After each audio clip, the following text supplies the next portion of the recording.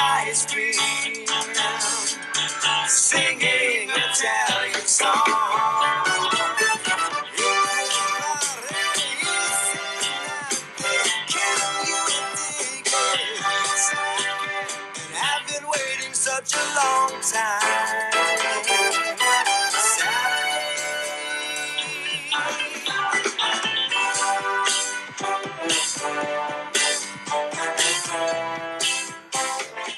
Hey guys. Good morning, CE Cole. It is Thursday, May 25th. It's a day 4. Let's get together and say the Pledge of Allegiance. I pledge allegiance to the flag of the United States of America and to the republic for which it stands, one nation, under God, indivisible, with liberty and justice for all. Let's take it over to our resident Hurricane Payne.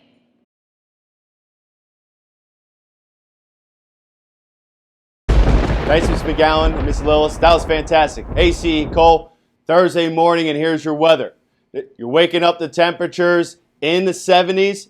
It's going to get up to about 83 degrees today, and you're going to be seeing that sun throughout the day.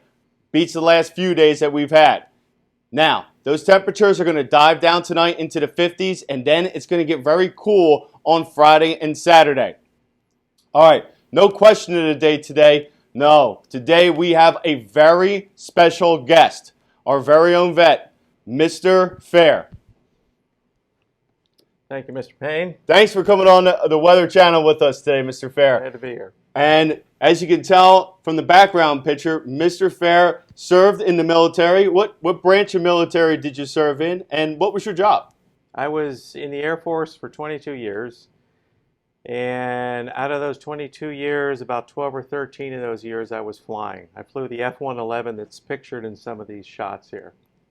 Now, F-111, that's amazing, Mr. Fair. Now, during your service, we were involved in the Gulf War. Now, where were you stationed during that time? The Gulf War, I was stationed in Saudi Arabia, which was south of Iraq by about 200 miles. So in the Middle East, in the Gulf region. All right, now you're seeing a picture of Saudi Arabia, landlocked on that eastern side, body of water right there, pretty close to the equator. What was the weather like there, Mr. Fair?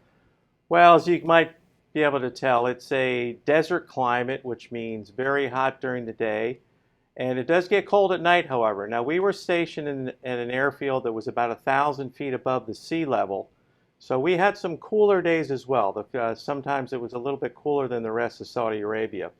The temperatures, I would say, average between 96 and 98 degrees Fahrenheit in the shade. So it got pretty warm there, even where we were, but it did get cold at night. Wow, temperatures really diving down deep into like the 40s, or? Yes, into the 40s and the 50s at nighttime. Yes, and like I said, we were at a higher elevation, so it was a little bit cooler there than the rest of the country. It was, as they call it, a dry heat, so to speak. Like you see, I was inland, more away from the Gulf. So it didn't have that humid aspect to the heat. So it was pretty bearable. It wasn't that bad. Now, flying a fighter jet pilot, I imagine that you have to pay attention to weather reports. How did the weather play in your job? The biggest factor, I think, was actually the dust storms that they had from time to time. Very flat, arid, desert climate, like I said. But when that wind kicks up, the dust will fly up over 1,000 feet. So there have been times where we had to divert because of this wall of sand. That was once or twice a week we would experience that. But there's times, and yes, we had to divert because of the sandstorms. You've heard that spoken about, of course, sandstorms in the desert, in the Saudi Arabian desert. And those reports, that you have special people who give you those reports? Absolutely, yes. I can remember once or twice I would have to be put in a holding pattern before we come into land, because the sand and the dust can really wreak havoc on the jet and really ruin your day. Now, the sand is not like you would expect at Florida or New Jersey. It's more of a very gritty type sand, more of like the you might put in the bottom of your fish tank at home in your aquarium. So it was very gritty, and it could do a lot of damage to an airplane and a jet. Very interesting. Mr. Fair, I think we have you again for another day because this is fantastic stuff. And if you guys didn't know, you get to experience we're very proud of our teacher here, Mr. Fair. He's a active veteran here. And Mr. Fair, thanks for coming on. You bet. All right. Glad to be back. All right. Miss McGowan, Miss Lillis, back to you. Thanks, Mr. Payne. That was great. So, Mrs. Lillis, did you know that this week is Backyard Games Week? Ooh, I love me some backyard games. Yeah, we're getting ready for Memorial Day this weekend, so the week before Memorial Day is always Backyard Games Week. So I went ahead and I looked at what are the backyard games that everybody's playing nowadays. So here's the top 10 backyard games people are playing. Number 1, cornhole. Definitely. Cornhole. I'm a beanbag tosser. I'm pretty good at the beanbag. What's it called when you get a hole in one? Is it a hole in one? Here's a good question because I don't get those, so I don't know. Then there's ladder toss or ladder golf, whatever you want to call it, where you throw the ball and it spins around. Yeah, on the rope. Yeah, that's a good one. 2 of them that are kind of the same, but 3 and 4 are horseshoes and quoits. Do you know about quoits? I don't. Okay, so horseshoes is when you just have a horseshoe, but quoits is when it's a complete circle. So it's like a ring toss. But they're really heavy, like metal too. Okay. Can jam. Yeah, I told you. Practice with that bee, guys. And can jam is kind of like ultimate frisbee. Have you ever played ultimate frisbee? I have not played ultimate frisbee, but is it like frisbee golf where they have those like big circles where you have to like get it in the net? That is it. Yes, that is it. My high school had an ultimate frisbee team. There's something new every day about Mrs. McGowan. Giant Jenga is another one. Yeah, buddy. And by the way, you can get just about any game, any board game oversized for your backyard now. They have oversized checkers and chess. Chess. I've played oversized chess They before. have oversized Connect 4, Yahtzee, even a Kerplunk where you pull the sticks out. You can make that. There's on Pinterest how to make that. It's a good one. Bocce ball is another favorite. I know that one. Ball. That's my Italian roots That's for what I was you. going to say. They play that over at the Italian club. The bocce ball where you throw balls and you try to get them closest to each other, right? Yep. Mm-hmm. Lawn darts. I don't know how safe that one is, so maybe you've seen someone play that one. Croquet is another fabulous I like that one. backyard game. Is that an English game? That's what I was wondering if Mr. Angove might have a little Might more know. info for us. You'll have to ask him about croquet. Maybe he can show you croquet. Yeah, he should be teaching more croquet. I think. Then there's badminton and volleyball. Oh, yes. So if you haven't have you played Nukem before too? Is that just a summer camp game? No, I'm pretty sure I played that when I was your guys' age. Mm-hmm. When if you don't catch it and it lands near you, are you out? Is it like that? Yes, back yes, and forth? Mm-hmm. Yep, you have to catch it. Mm-hmm.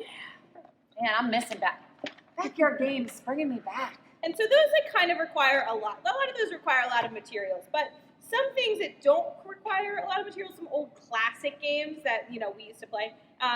Maybe not even us. Maybe I played this with my grandma, but they are really fun. You could play the game marbles and make your own marbles out of polymer clay. So that's actually how they were made back in the olden times. You made your own marbles out of clay. You made some bigger than the others, and the bigger ones are called the shooter ones. Okay. And then you have to flick them at the tinier marbles in the circle to get the other people's marbles out of the circle. And you don't need a lot of people to play that game either. And then there's jacks.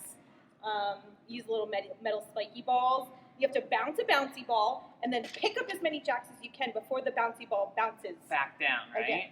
Yes. I don't know if I'd do that. My reflexes are not cat-like. We need to get jacks back being a thing. And then another one is you can go gather sticks in your backyard and play pickup sticks. Mm-hmm. I remember this. So pickup sticks, you need like 40 sticks. You got to collect some good sticks. You put them all in a pile. You just let them drop in a pile. And then each person goes and they try and pick up a stick without moving the other sticks. And if you move the other sticks, you lose your turn and you don't get your stick. And you can also paint the ends of them, so some are worth more points. Oh, I like that. Some of these I think you guys will be familiar with too, and some of these I don't even know if I'm familiar with. We've got Duck, Duck, Goose. I know some of you are probably like, but Mrs. Lillis, that's it. We played this when we were little kids. I mean, you can make it, you can make it like an obstacle course when you run around. You guys could do a lot with that. You don't need any materials either. No, exactly. Red light, green light, definitely a good one. They say, somebody says green light, you run as fast as you can. They say red light, you have to stop. They say green light, red light, you have to go, stop. And you're trying to get across a certain amount of space to the person calling. I like that one, but it always made me nervous, like it was gonna go too fast. Simon says, I still have kids asking me to play this one in class sometimes, especially when we were virtual. They were into it. Oh, But you then- can do fun things like that. Yeah, So see, virtual, in person, Simon says works. Simon says mute yourself. And maybe I should start using that one. How about Mother May I? Is that like you, kind of like Simon Says, where you have to ask Yes. if you can do something and then everybody else has to do it? Yeah, and then Mother May I, they ask if they can do it, and then the mother says yes or no. No. Mm-hmm. Kick the can. I remember my dad telling me about playing this with his brothers and sisters when he was little. Because I guess really all you need is a can. I don't know what the rules are. I don't know what the rules There's are. cans. You guys will have to look up Kick the Can. Ask even your parents and see. Get back to us. Out from my own heart. Capture the flag. Woo! I remember our friends used to get together in a big backyard. 2 teams, hide a flag. Couple people protect them, and your whole goal is to get the other team's flag and bring it back to your side. But you could get captured and thrown into jail, your other team's jail. I was not very sneaky. I was in jail a lot. Red Rover, send Mrs. McGowan over. We're not allowed to play that anymore, are we? I don't think so.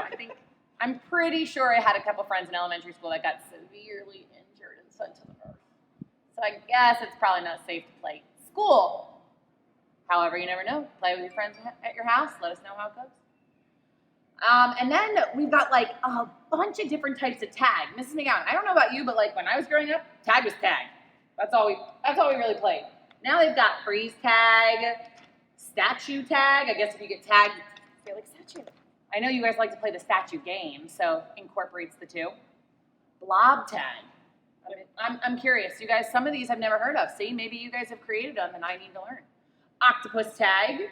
I do. You know that one you can play with a pool noodle too, so you don't even have to touch people.